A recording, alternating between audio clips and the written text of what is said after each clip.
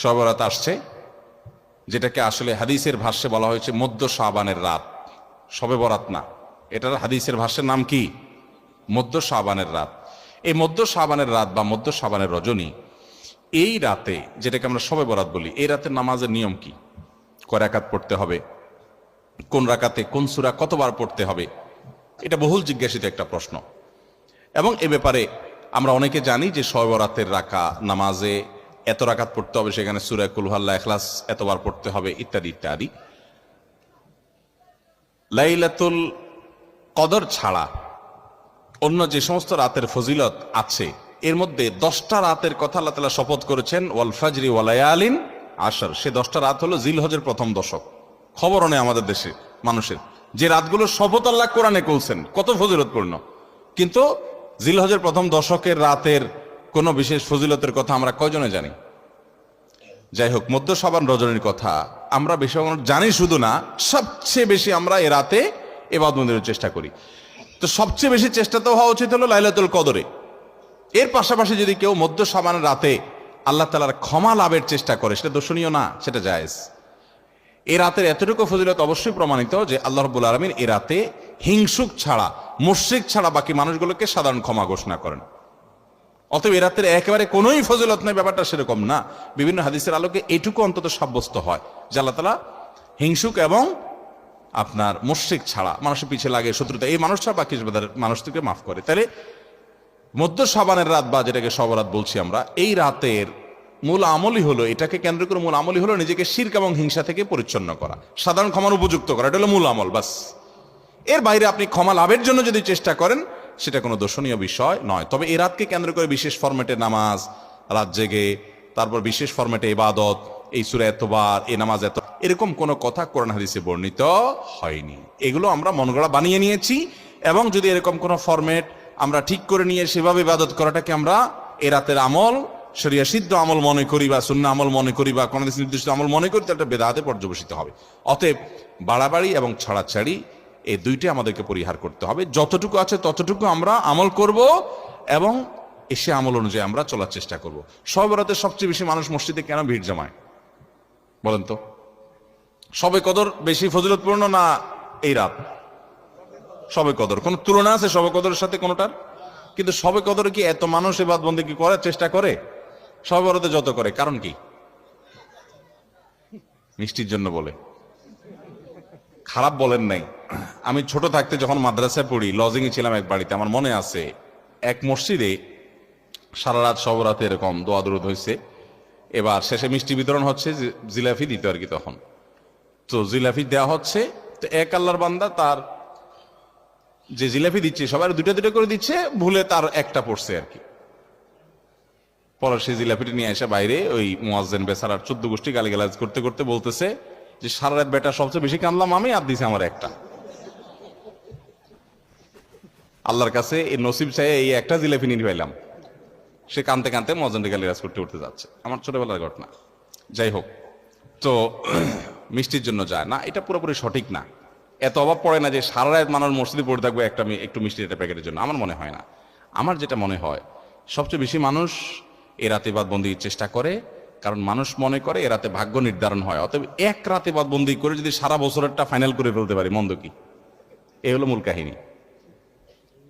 আল্লাহ তাআলা আমাদেরকে বিশুদ্ধ পদ্ধতিতে ইবাদত বন্দেগী করার তৌফিক দান করুন। তাহলে ভাইরা আমার, মধ্য শাবানের রজনীতে আমরা আল্লাহ তাআলার কাছে ক্ষমার উপযুক্ত হওয়ার জন্য, হিংসা শিরক থেকে মুক্ত হওয়ার চেষ্টা করব, ক্ষমা পাওয়ার জন্য প্রচেষ্টা আমাদের থাকবে। কিন্তু ওই যে বেদাতি পন্থায় বিশেষ ফর্মে ঠিক করে ইবাদত, নামাজ, হালুয়া রুটি খায় মানুষ। হালুয়া রুটি কেন খায়? কেন খায় হালুয়া রুটি ভাই? সারা দেশে অনেক জায়গায় এখনো এটা হালুয়া রুটি ওই দিন বানাবে মানুষ। হালুয়া রুটিটা কেন হয় বলেন তো? বলে যে নবী সাল্লাল্লাহু আলাইহি সাল্লাম উহুদের যুদ্ধে তার দন্দান মুবারক শহীদ হয়েছে, এই জন্য উনি শক্ত খানা খাইতে পারতেন না, হালুয়া খাইতেন, এই জন্য আমরা হালুয়া খাই। আরে ভাই, নবী সাল্লাল্লাহু আলাইহি সাল্লামের দাঁত ভাঙছে প্রথম কথা হলো, এটা শাবান মাসে ঘটেই না, এটা পড়ছে আরেক মাসে। আপনি এইটা এই মাসে আনলেন কোত্থেকে? আচ্ছা, তারপরে যদি ধরে নেই এই মাসেই হয়েছে, তো ওনার দাঁত ভাঙছে কাদের আঘাতে? মুশরিকদের আঘাতে, তাই না? আল্লাহর দুশমনদের আঘাতে। তো কাফেরদের আঘাতে, দাঁত ভাঙাতে উনি হালুয়া খাইছে বলতেছেন, যদি এটার কোনো ভিত্তি নেই, বোগাস কথা। তারপরে ধরে নিলাম তো আপনি ভালো দাঁত নিয়ে হালুয়া খাচ্ছেন কোন শরমে? আপনার বাপের একটা শত্রু আছে, আপনাদের ফ্যামিলির একটা শত্রু আছে, সে আপনার বাপের ধরে আচ্ছা ধরে মেরে ঠ্যাং ভেঙে দিছে। আপনার বাপ বেচারা ওই ভাঙা ঠ্যাং নিয়ে একটা লাঠি নিয়ে ভর করে করে খোড়ায় খোড়ায় উনি হাঁটেন, কারণ পা ভেঙে গেছে বেচারার। আপনি আপনার বাবার ওই যে শত্রু, যে আপনার বাপের পা ভাঙছে, ওই শত্রুর সাথে আপনার বিরাট দরম বরম দোস্তি, চা দোকানে আড্ডা ফাড্ডা মারেন, সব জায়গায় ঠিক আছে, কিন্তু বাড়িতে আইসা বাপের সামনে আপনি ভালো পাও নিয়া একটা লাঠি নিয়ে আপনি খোড়ায় খোড়ায় হাঁটেন। কেন? বাবার প্রতি সহমর্মিতা দেখা, যে আমার বাবার যেহেতু পা ভেঙে দিছে এই জন্য বাবা খোঁড়া খোঁড়ায় হাঁটে, আমি এখন ভালো পাও নিয়া লাঠি নিয়ে খোঁড়ায় খোঁড়ায় হাঁটতেছি। কি বলেন? এই দৃশ্য যদি দেখে আপনার বাপে কি করবে? হাতের লাঠিটা দিয়ে বলবে আমার পাও যা যাক, তোর আগে কয়টা বাড়ি দিবে আদব, তুই আমার ভেঙ্গাইতে আসছস? আমার পা ভাঙছে যারা, তুই পারলে তাদেরকে বিচারের আওতায় আনবি, তাদের একটা বিহিত করবি, সেটা না করে তার লগে তলে তলে তোমার সম্পর্ক, তুমি আসছো আমার এখানে নাটক করে আমার সহমর্মিতা জাহির করতে। নবী সাল্লাল্লাহু আলাইহি সাল্লামকে যারা দাঁত ভাঙছে তাদের সাথে তো দোস্তির কোনো কমতি নেই, তাদের প্রতি তো আপনার সহমর্মিতার কোনো কমতি নেই, ওয়ালা বারা বলতে কিচ্ছুই নেই। কিন্তু আপনি হালুয়া খায়া ভালো দাঁত নিয়া আপনি নবী সাল্লাল্লাহু আলাইহি সাল্লামের প্রতি সহমর্মিতা প্রদর্শন করছেন, এর চেয়ে হাস্যকর আর কি হতে পারে? আল্লাহ আমাদেরকে সঠিকভাবে দিন পালন করার তৌফিক দান করুন। শহরাতে আসলে ওই যে আগে এক সময় আমরা দেখতাম পটকা ফুটতো, বাজি ফুটাইতো, যাক আলহামদুলিল্লাহ এগুলো পুলিশ প্রশাসনের নির্দেশনার কারণে থামছে। এরপরে ওই যে আতশবাজি করা, রাতে গোসল করা, অনেক তামাশা আমাদের সমাজে আছে শহরাতকে কেন্দ্র করে, শত শত বেদাতের আয়োজন এ রাতকে কেন্দ্র করে আছে। আল্লাহ আমাদেরকে এগুলো থেকে বেঁচে থাকার তৌফিক দান করুন। আমরা আল্লাহর কাছে ক্ষমা লাভের চেষ্টা করবো, আল্লাহ আমাদেরকে ক্ষমা লাভ করার, ক্ষমা পাওয়ার তৌফিক দান করুন। এরপর প্রশ্ন হলো, এতেকাফ কত রমজান থেকে করা উত্তম? এতেকাফ অবস্থায় কি কি করা যায় আর কি কি করা যাবে না একটু জানাবেন, কারণ আমাদের সমাজে এতেকাফ নিয়ে অনেক ভুল শর্ত দেওয়ায় অনেকে ভয় আর এতেকাফ করতে চায় না। ভাইরে, তিনটা ইবাদতের স্বাদ খুব দ্রুততার সাথে বান্দা পায়, নগদে পায়। এর ভিতরে একটা হলো সিজদা, নামাজ। একটু আগে বললাম, যদি সুন্দর করে পড়েন আপনি নগদে স্বাদ পাবেন। একটু লম্বা সিজদা দিয়ে একটু চোখের পানি ফেলায় দেখেন আল্লাহর কাছে, খুব স্বাদ পাবেন, তৃপ্তি পাবেন। আরেকটা হলো এতেকাফ। এতেকাফ, সুবহানাল্লাহ, এর স্বাদ যে পাইছে তাকে আর কেউ বেঁধে রাখতে পারবে না। আমার বুঝ জ্ঞান হয়েছে থেকে আমার আব্বা জান রহমতুল্লাহ আলাইকে আমি দেখেছি, আব্বা রমজানে সবসময় এতেকাফ করতেন। সচরাচর কোনো বিশেষ বিপদ না হলে তিনি এতেকাফ ছাড়তেন না। আব্বা জান রহমতুল্লাহ আলাই গত আগস্ট মাসের 18 তারিখে দুনিয়া থেকে চলে গেলেন। কয়েক মাস হলো।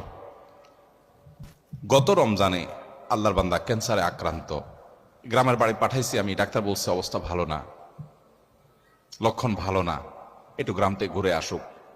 আমি গ্রামে পাঠাইছি, উনি গিয়ে মসজিদে এতেকাফ বসে গেছে এবং শেষ দশক পুরাটা মসজিদে এতেকাফ করলেন।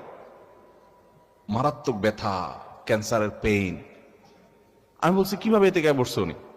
আমা বলে যে উনি এতেকাফ বসছে, উনি বলে যে আমি ভালো আছি, তোমাদের টেনশন করা লাগবে না, এতেকাফ ছাড়া আমি থাকতে পারবো না। শেষ দশক পুরোটা এতেকাফ করলেন। আজকের এই রমজানে আল্লাহর বান্দা কবরের বাসিন্দা। আমি নিজে আলহামদুলিল্লাহ চেষ্টা করি রমজানে এতেকাফ করার, চেষ্টা করি। খুব বিশেষ অসুবিধা না হলে আমার বুঝজ্ঞান হয়েছে আমি চেষ্টা করি আমলটা, অন্য আমল করতে পারি না, এটা ছাড়ার চেষ্টা করি না, মানে এটা ছাড়তে চাই না, চেষ্টা করি এটা করার। এতেকাফের নগদ স্বাদ পাওয়া যায় ভাই, অভূতপূর্ব এক স্বাদ। যারা করেছেন তারা জানেন। আল্লাহর ঘরে একটু বসে যান, বসে এবাদবন্দি করেন, আপনার ফিল হবে কি জানেন? ফিল হবে গাট্টি বসকা নিয়ে আল্লাহর চৌকাঠে এসে পড়ে গেছে, এরকম একটা ফিল হবে, অনুভব হবে, অসম্ভব ভালো লাগা কাজ করবে। বিশেষ করে এই মোবাইল টিপি দুনিয়ার হাজারটা কাজে, ইজি কাজে বিজি থাকার এই সময়ে 10টা দিনের জন্য আপনি নিজেকে বন্দি করে ফেলেন মসজিদে, অন্যরকম একটা স্বাদ পাবেন। আরেকটা ইবাদতের স্বাদ নগদ পাওয়া যায়, অনেক ইবাদতের স্বাদই নগদ পাওয়া যায়। আমি তিনটা আমার অভিজ্ঞতার আলোকে বলছি। সেটা হলো আরাফাতের ময়দানের দোয়া। আল্লাহ যাদেরকে তৌফিক দিয়েছেন তারা জানেন কি তৃপ্তি, কি স্বাদ, কি ভালো লাগা। সেই দুপুর থেকে দোয়া একদম সূর্য অস্ত যাওয়া পর পর্যন্ত লম্বা সময়, কয়েক ঘন্টা পর্যন্ত চাই, মন ভরে চাওয়া যায়, খুব ভালো লাগা কাজ করে। আল্লাহ আমাদেরকে সব ইবাদতের স্বাদ পাওয়ার তৌফিক দান করুন। তাহলে ভাইরা আমার, এতেকাফ ইনশাআল্লাহ আমরা করবো তো? আল্লাহ চাহেন তো? খুব লজ্জার কথা যে আমাদের দেশে মসজিদগুলোতে এতেকাফের জন্য টাকা দিয়ে লোক ভাড়া করা লাগে, আছে না নাই? আহারে কপাল পোড়া রে। নবী করিম সাল্লাল্লাহু আলাইহি ওয়াসাল্লাম রমজানের রোজা ফরজ হওয়ার পর থেকে নিয়ে তৃতীয় হিজরিতে, দ্বিতীয় বা তৃতীয় হিজরিতে রমজান রোজা ফরজ হওয়ার পর থেকে নিয়ে তার ওয়াফাতের আগ পর্যন্ত একটি বারের জন্য এতেকাফ ছাড়া থাকেন নাই।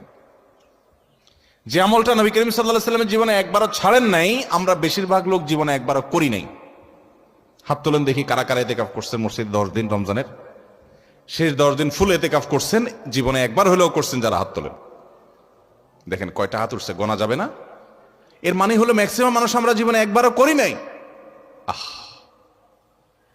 যে আমল আমার নবী সাল্লাল্লাহু আলাইহি ওয়াসাল্লাম জীবনে কখনো ছাড়েন নাই, সেটা আমি কখনো জীবনে একবারও করি নাই। আরে ভাই, চরম শত্রুর সাথেও তো এরকম বিপরীত থাকে না, সেখানে আপনার নবীর সাথে আপনার এরকম বৈপরীত্য।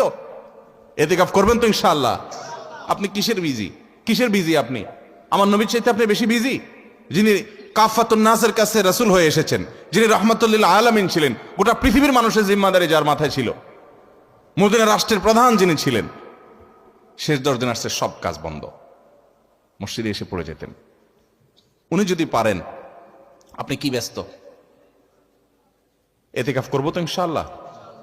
রমজানের শেষ দশকে এতেকাফ করবেন, সামনের বছর নিয়ত করছেন যারা হাত তোলেন দেখি, সিরিয়াস যারা নিয়ত করছেন, আল্লাহ আমাদের তৌফিক দান করুন, আর বাকিদেরকে আল্লাহ তাআলা নিয়ত করার তৌফিক দান করুন। এতেকাফ করবো তো ইনশাআল্লাহ। এতেকাফ করা অবস্থা কি কি নিষেধ?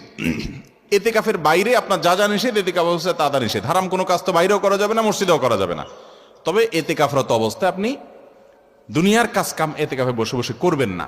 একান্ত যেটা বাধ্য, আপনার ব্যবসা বাণিজ্য অন্যান্য কাজ যেগুলো না করলে নয়, আপনি মসজিদে বসে ওইটার উপর আপনার ডিপেন্ডেন্ট, আপনার চলতে হয়, আপনি জরুরি 2-4টা কাজ করা লাগলো সেগুলো করলেন। ওখানে বসে বসে আপনি রীতিমতো এটা দোকান বানায় ফেলবেন না আর কি। ওখানে বসে দুনিয়াবি প্রয়োজনীয় কাজগুলো আপনি সারতে পারবেন, যেগুলো আপনার জন্য জরুরি সেগুলো আপনি করতে পারবেন। এছাড়া আপনি মসজিদের ভিতরে নিজেকে আবদ্ধ করে ফেলবেন। এটা করবেন হলো 20 রমজান সূর্য অস্ত যাওয়ার আগে আগে মসজিদে ঢুকবেন।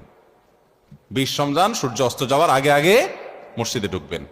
এরপর থেকে সূর্য ঈদের চাঁদ দেখা যাওয়ার আগ পর্যন্ত মসজিদে থাকবেন। ঈদের চাঁদ দেখা যাওয়ার সংবাদ শুনছেন, এরপর বের হয়ে যাবেন। এই 10 দিন আপনি মসজিদে অবস্থান করবেন, নিজেকে সেখানে আবদ্ধ করে রাখবেন। এবং এর মধ্যে আপনি বাহিরে যাবেন না। বাহিরে যাবেন টয়লেটের জন্য, পেশাব পায়খানা করার জন্য, একান্ত জানা হল না সেই জন্য যাবেন। এমনকি খাবারটা এনে দেওয়ার লোক থাকলে আপনি বাসায়ও যাবেন না। খাবার এনে দেওয়ার কোনো লোক নাই, কোনো ব্যবস্থা নাই, এরকম কোনো জায়গায় যদি ইতিকাফ করেন, তাহলে শুধু খেতে চেয়ে কারোর সাথে কথাবার্তা না বলে সোজা আবার চলে আসবেন, ব্যাস। অর্থাৎ 10 দিন আপনি মসজিদে বন্দি রাখলেন নিজেকে, শুধু ইবাদতবন্দির জন্য, ব্যাস। এই হলো ইতিকাফ। সেখানে আপনি তেলাওয়াত, তাসবিহ, ঘুম, অন্য সাধারণ কাজ কাম সবই করতে পারবেন। এমন করে যে বললাম, দুনিয়ার যে কাজ না করলে না, সেটাও আপনি জরুরি কাজ মসজিদে বসে করতে পারবেন। বাইরে যে দোকানদারি করতে পারবেন না 10 দিনের জন্য। করবো তো ইনশাআল্লাহ। ইতিকাফের ফজিলত হলো নবী করিম সাল্লাল্লাহু আলাইহি ওয়াসাল্লাম জীবনে কখনো ছাড়েন না। আল্লাহ আমাদেরকে আমলটা করার তৌফিক দান করুন। এরপর প্রশ্ন হলো, সুইয়ের আগার সমপরিমাণ পেশাবের ছিটা লাগলে কি কাপড় এবং শরীর নাপাক হবে? সুইয়ের মাথায় যে পরিমাণ পেশাবের ফোঁটা থাকে, ছিটা থাকে, এই পরিমাণ পেশাব যদি লেগে যায় কাপড়ে, 2-4টা 5টা 10টা এরকম কিছু ছিটা লেগে যায়, তার কারণে কাপড় বা শরীর নাপাক হবে না। কারণ এটা থেকে মানুষ চাইলেও বাঁচতে পারে না, এটা খুব সূক্ষ্মভাবে লেগে যায়, এতটা সতর্ক থাকা সম্ভব নয়। সেজন্য এটা মাফ। যে সুইয়ের আগায় যে পরিমাণ পানি থাকে, ওইরকম ছোট ছোট ছিটা যদি পড়ে যায় সেটা মাফ। কিন্তু ইচ্ছাকৃতভাবে এরকম ছিটা ফেলানো, ইচ্ছাকৃতভাবে মানে কি, আপনি দাঁড়ায় সরসরা করে পেশাব করা শুরু করছেন শক্ত একটা জায়গায়, তাহলে অটোমেটিকলি আপনার গায়ে ছিটা আসবে।